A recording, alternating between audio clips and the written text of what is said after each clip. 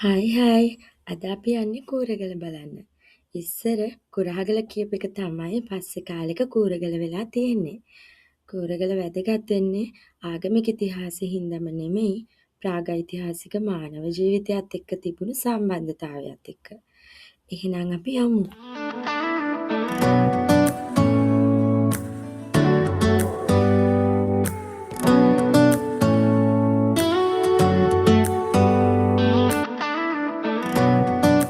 රත්නපුර දිස්ත්‍රික්කයේ බලංගොඩ කල්තොට පාරේ 23 වෙනි කිලෝමීටර් කණුව ගාව තියෙනවා තංජන්තැන්න මංගර දේවාලය. ඒ පාරේ කිලෝමීටර් 2ක් විතර යනකොට අපිට මේ පුදබිමට ළඟා වෙන්න පුළුවන්. මෙතන ඉඳලා බැලුවහම හරි ලස්සනට කන්ද මුදුනේ අපිට මේ පුදබිම පේනවා.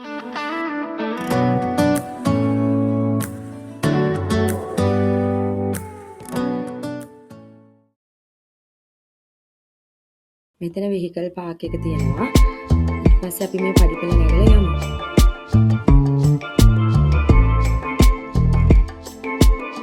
නටබුන් වෙලා තිබුණු මේ පුදබිම 1925 දී විකිලියේ නාරද අනුනායක ස්වාමීන් වහන්සේ තමයි හොයාගෙන තියෙන්නේ.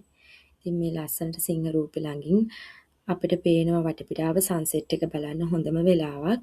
ඉතින් ඔයාලා මේ කූරගල බලන්න එනවා නම් උදේ වෙලාව හෝ හවස් වෙලාව තමයි වැඩියෙන් හොඳ. අවුරස්නෙත් නෑනේ. ඇවිදින්නත් පහසුයි.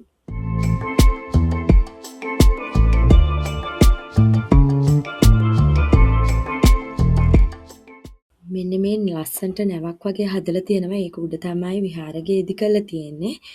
ඉතින් ඒ විහාරගෙට අපි යන්නයි හදන්නේ දැන්.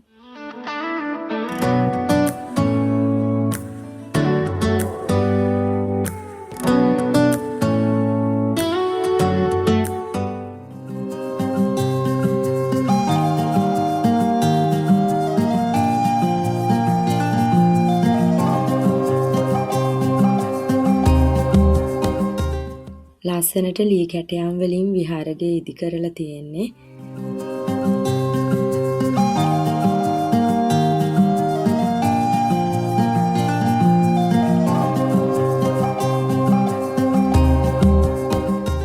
මේ තුල අපේ බුදුරජාණන් වහන්සේගේ උතුම් වූ ශාරීරික කේශ ධාතුන් වහන්සේලා, ඒ වගේම අස්ථි ධාතුන් වහන්සේ නමක් වැඩ ඉන්නවා.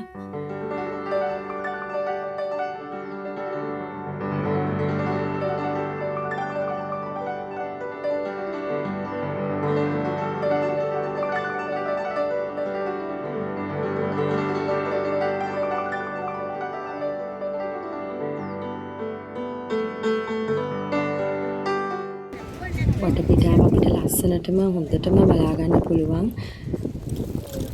පැනෝරාමා පොයින්ට් එකක් හොඳ. මෙතනින් අපිට එහා යන්න තියෙනවා කිලෝමීටරයක් විතර අනිත් පුදබිමට යනවා නම්. ලොකු හුලඟක් තියෙනවා.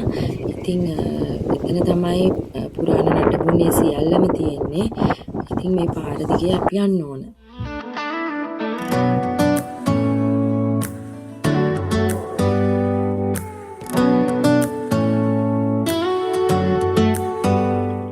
මෙතනට ආවම අපිට කටාරම් කෙටු පුරාණ ලෙන් ඒ වගේම పూర్ව බ්‍රාහ්මී අක්ෂර සහිත ලිපි බුද්ධ ප්‍රතිමා දාගැබ් ආදී දකින්න පුළුවන්.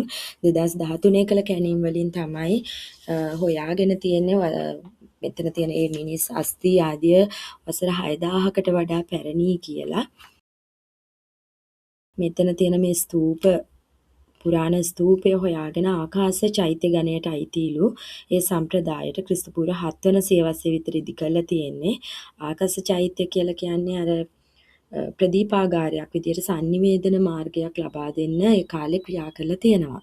ඉතින් වර්තමානයේ ලස්සන ඉදිකිරීම් ගොඩක් කරලා තියෙනවා. වතුර කුඹුරේ ධම්මරතන ස්වාමීන් වහන්සේගේ මූලිකත්වයෙන්. ඔයා තාමත් ඇවිල්ලා නැත්නම් අනිවාර්යයෙන්ම ඉඩ තියෙන වෙලාවක ගිහින් එන්න. එහෙනම් අපි අදට ගිහින් එන්නම්. බයි බයි.